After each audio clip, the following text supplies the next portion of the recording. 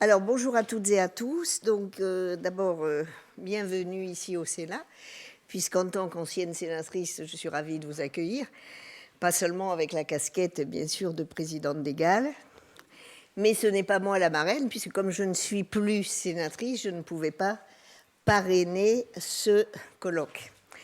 Donc, c'est Maryse Carrère, qui est sénatrice du groupe RDSE depuis un certain nombre d'années, présidente du groupe RDSE, donc Rassemblement démocratique, social et européen. Donc elle nous suit, comme d'autres, derrière son ordinateur, puisqu'elle est présidente d'une mission qui s'occupe du bilan de la loi NOTRe.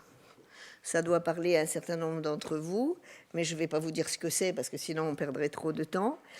Elle a été aussi présidente de la mission sur le rôle des maires et l'avenir des communes. Et hier, donc, elle recevait des sénatrices et des sénateurs dans le cadre de cette mission dans son département, je dirais beau département, les Hautes-Pyrénées.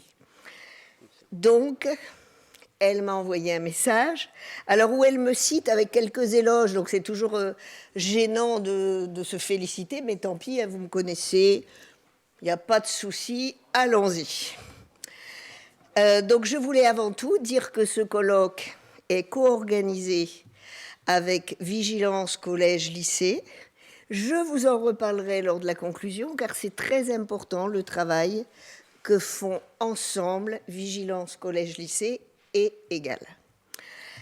Alors, donc vous faites comme si Maryse, elle est blonde, elle me ressemble, elle a 10 ans de moins, donc vous faites comme si c'était Maryse, puisqu'elle me parle. Madame la Présidente, Mesdames et Messieurs, je tiens tout d'abord à vous remercier très sincèrement pour votre présence aujourd'hui, pour cette mobilisation fidèle et essentielle autour de ce sujet fondamental qu'est la laïcité à l'école. Je regrette profondément de ne pouvoir être parmi vous physiquement, mais je me joins pleinement par la pensée et par l'engagement à vos travaux. Car la cause que vous défendez ici est noble et plus que jamais nécessaire. Elle touche au cœur même des valeurs républicaines qui nous rassemblent. J'ai été particulièrement honorée, pour ceux qui ne le savaient pas, de votre proposition de m'élire vice-présidente de l'association Égale, et elle a accepté, qui porte haut cette exigence de laïcité, non comme une posture, mais comme un droit fondamental, et surtout comme un pilier de notre démocratie. La laïcité n'est ni un tabou ni un slogan. Elle est un principe politique, juridique, inscrit dans notre Constitution, fruit de l'histoire de notre République. De la loi de 1905 à celle de 2004, elle est constamment réinterrogée face aux défis de notre époque. Et plus particulièrement à l'école.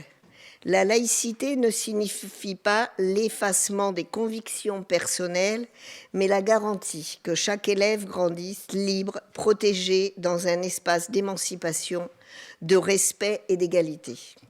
L'école de la République est le lieu où l'enfant devient citoyen.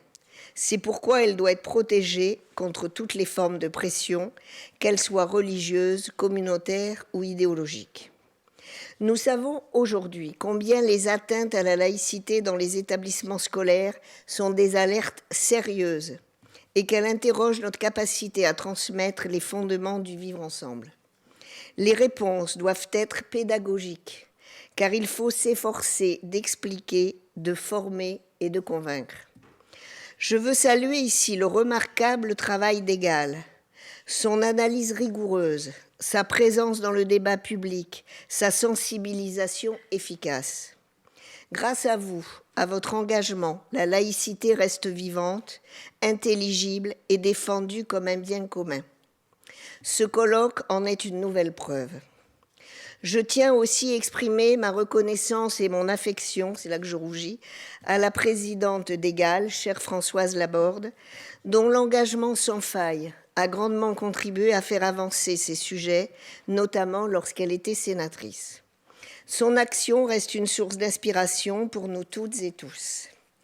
En ce sens, je vous exprime toute ma reconnaissance et je reste à votre disposition pour porter haut ce noble principe qu'est la laïcité, relevant de la responsabilité et de l'unité de toute notre République.